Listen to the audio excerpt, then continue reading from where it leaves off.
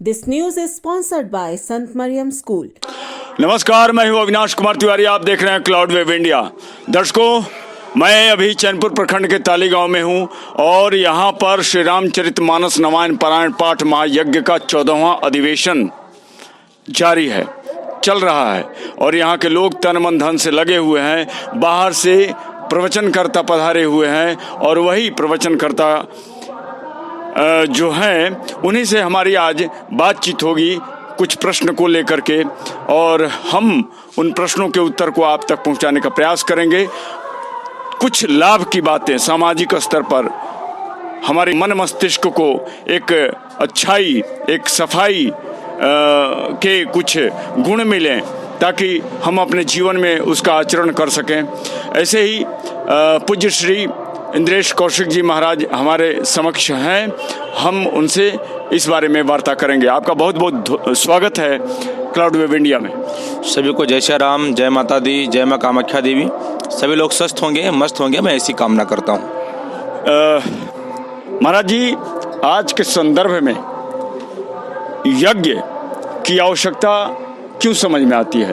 आवश्यकता है भी कि हम केवल निर्वहन कर रहे हैं ऐसे ही बस? देखिए, यज्ञ पहले होते थे सतयुग में, त्रेता में, द्वापर में। और पहले यज्ञ होने का कारण ये था कि पहले वन क्षेत्र ज़्यादा था, पहले जंगल ज़्यादा थे। हमारे ऋषियों को, मुनियों को कुटी बनाने की आवश्यकता होती थी, उनको ग्राम बसाने की आवश्यकता होती थी। तो उन वन क्षेत्र को खत्म करने के लिए, वहाँ पर निर्माण करने की उनको भूमि की आवश्यकता होती थी। तो लकड़ियों को काटते थे, वृक्षों को काटते थे। तो कहा गया कि वो भी हमारे एक देवता हैं, वृक्ष भी हमारा एक देवता है। तो ऐसे देवता का हम तिरस्कार कैसे कर दें? तो कहा उनसे फिर हम कुछ प्रकृति का लाभ ले ले। तो उन्हीं लकड़ियों के द्वारा, उन्हीं संविधा के द्वारा वो यज्ञ करते थे। उन यज्ञ से दो लाभ होते थे, हमारी प्रकृति भी स्वस्थ और मस्त होती थी, हमारी प्रकृति भी बिल्कुल आध्यात्म से भर जाती थी, हमको आध्यात्मिक वातावरण मिलते थे, हमारा मन मस्तिष्क भी बिल्कुल एकदम स्वच्छ हो जाता था, निर्मल हो जाता था, निष्कलंक हो जाता था। लेकिन आज के दौर में यदि कहा जाए तो ना तो सतयुग वाला यज्ञ है, ना तो त्रेता वाला यज्ञ है, ना तो द्वापर वाला यज्ञ है। इसीलिए तो प्रश्न उठता है, आज इतना विकृत समय में हम यज्ञ को कैसे वहन कर पाएं और यज्ञ के औचित्य को कैसे समझ पाएं? कहा गया है, देखी दाखा साधे जोग, घटे काया बाढ़े रोग। आजकल व्यक्ति केवल दिखावे में जी रहा है, आज उसका जीवन केवल दिखावा हो गया है।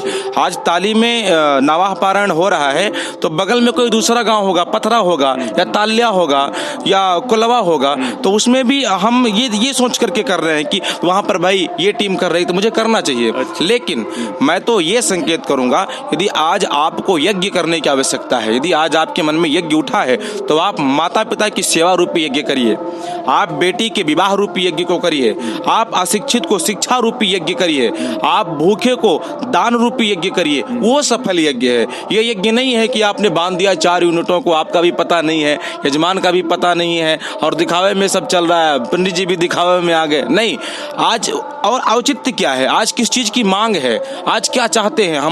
हमारे देश की बेटियां गली गली रो रही हैं, हमारे देश की बेटियों को घर में रहने का ठौर नहीं है, हमारे देश की बेटियों का विवाह नहीं हो रहा है, हमारे घर के जो बच्चे हैं अशिक्षित रह गए, उनको शिक्षा नहीं मिल पा रही। और क्या करेंगे ये करके? हम क्या करेंगे? अरे रामचरितमानस पढ़िए, रामचरितमानस में लिखा है कि परहित सरिस धर्म नहीं भाई, पर पीड़ा सम नहीं अदमई। पढ़िए रामचरितमानस। रामचरितमानस समस्त यज्ञों का परिपूर्ण साधक है। रामचरितमानस को पढ़ने से यज्ञ मिल जाएगा।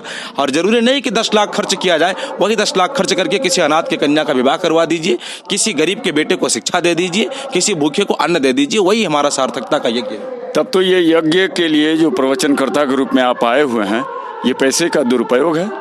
बिल्कुल दुरुपयोग नहीं है, बिल्कुल भी दुरुपयोग। कैसे? जी मैं बता रहा हूँ, बिल्कुल भी दुरुपयोग नहीं है। मैंने आपसे ये कहा कि जहां पर दिखावे का हो रहा है। अच्छा, दिखावे का हो रहा है। कलयुग है, कलयुग में 70% दिखावा हो रहा है, 30% नहीं हो रहा है।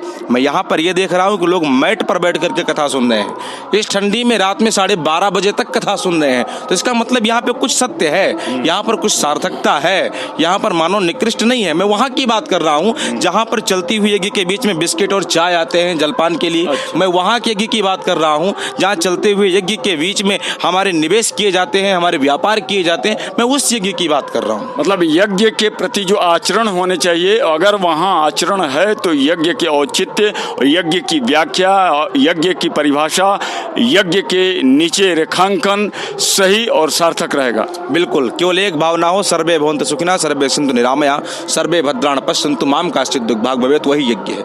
अतएव यज्ञ होना चाहिए, बिल्कुल होना चाहिए, लेकिन दिखावे का नहीं, अध्यात्म का। अध्यात्म का होना चाहिए। यज्ञ में जो हवन होता है उसका क्या प्रभाव पड़ता है वातावरण पर? मैंने आपसे शुरू में ही कहा कि जब हमारी संविधा को बिल्कुल निवेश के रूप में लगाया जा रहा था तो केवल प्रकृति सुधारक के लिए ही, हमारे प्रकृति में अध्यात्म आए, हमारे प्रकृति में सांस्कृतिक परिवर्तन हो, इसी के लिए। तो ये एकदम तय है कि जब हम हविष्य ग्रहण करवाते हैं, जब हम अग्निदेव को उनके हव्य को प्रदान करते हैं, तो हमारी प्रकृति निसंकोच भाव में आकर के बिल्कुल एकदम देदीप्यमान हो जाती है। हमारी प्रकृति में एक नया गुल खिल जाता है, हमारी प्रकृति अध्यात्म से भर जाती है। और जब तक यज्ञ का वो धुआं उठता है, वो धुआं चलता है, तब तक ऐसा लगता है कि हमारा मन मस्तिष्क भी इस लोक से परे है। तो वो तो हर प्रकार से कल्याणकारी है, प्राकृतिक रूप से, मानसिक रूप से, दोनों लाभ। हाँ, दोनों तरीके से लाभ है, क्योंकि कहा गया है यज्ञ रूप प्रभु हमारे भाव उज्जवल कीजिए, छोड़ दे में छल कपट को मानसिक बल दीजिए, वेद की बोले ऋचाएं सत्य को धारण करें, यदन नमम का सार्थक प्रत्येक में व्यवहार हो। ये तो यज्ञ का एक सार्थक विचार ही है। यज्ञ में हम मानसिक लाभ ले रहे हैं, आध्यात्मिक लाभ ले रहे हैं, ये कुछ लोगों को समझ में नहीं आती है क्या? रामायण की चर्चा कर रहे हैं, रामायण की बातों को बता रहे हैं, रामायण के जो नायकत्व है उसको आप रेखांकित कर रहे हैं अपने प्रवचन के माध्यम से। कुछ लोग देश के अंदर रामायण की प्रतियां को जलाने पर तुले हुए हैं, जला रहे हैं और उसका विरोध कर रहे हैं, उसको स्वर दे रहे हैं विरोध में। क्या कहते हैं इसके बारे में आप? देखिए, ऐसा वही कर सकता है जिसके खुद के बाप का पता ना हो। जो अपने बाप को जान रहा है, जो अपने पिता को जान रहा है, वो बिल्कुल भी इतनी नीच हरकत नहीं कर सकता। आपने रामचरितमानस के प्रतियों को जलाने का विचार रखा, मैं भी 3 दिनों से देख रहा हूँ। पहले तो 7-8 दिन पहले एक संदेश आया, एक न्यूज आई कि स्वामी प्रसाद मौर्य ने, उसके पहले बिहार के मंत्री ने कहा कि रामचरितमानस विद्वेष फैला रही है।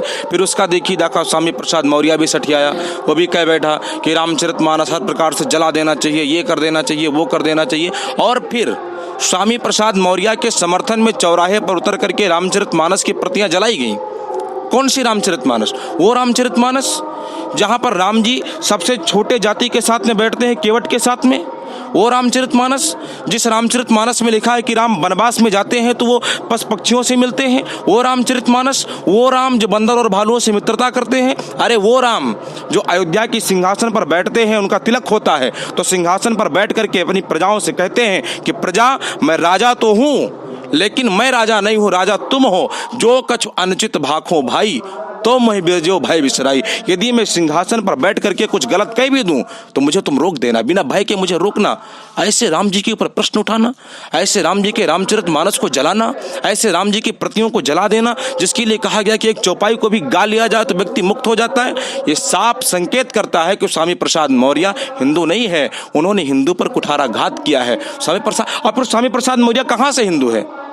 कहाँ से हिंदू? आप बताइए, कहाँ से हिंदू? आपको लगता है हिंदू है मौर्य इसलिए हिंदू है? नहीं, उसके डीएनए को आप चेक करवा लीजिए, वो हिंदू नहीं निकलेगा।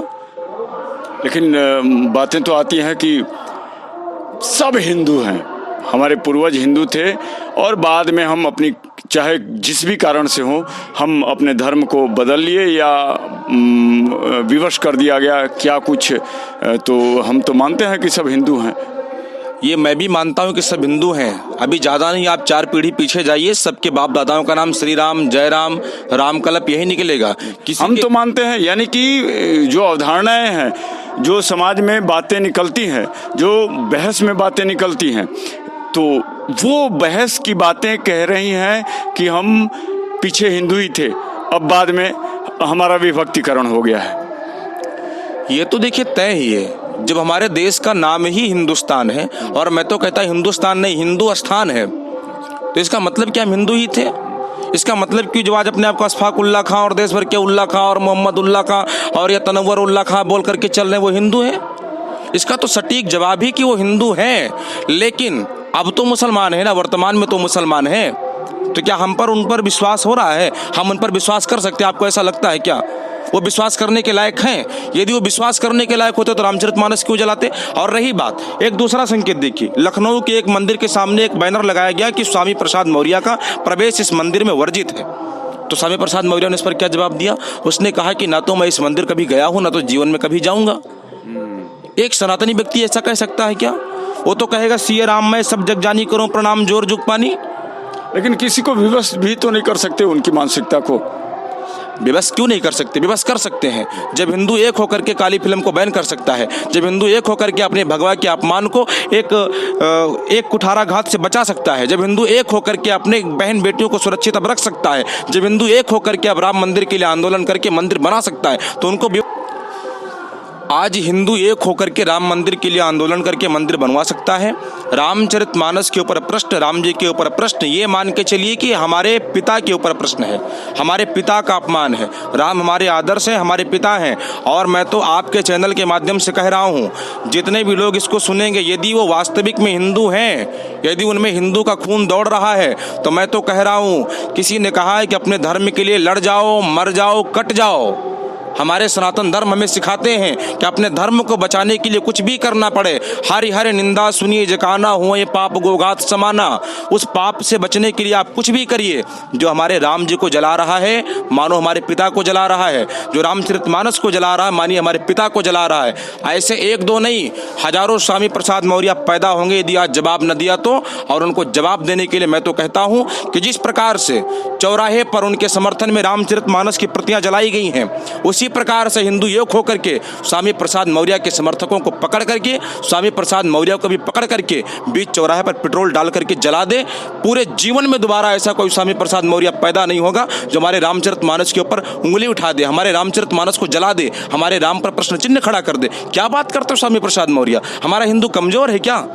हमारा हिंदू कमजोर है? हमारी अयोध्या जो आज विश्व पटल पर स्थापित हो गई राम जी के कारण, ऐसे राम जी की प्रतियों को जला करके बिल्कुल एकदम निडर होकर के सो रहा है, और अभी भी हमारे हिंदू नहीं जग रहे हैं। ये हमारी कहीं ना कहीं कायरता की पहचान। अच्छा, ये जो आपने प्रतिशोध लेने की बात कही, उसके लिए कानून है ना? कैसे?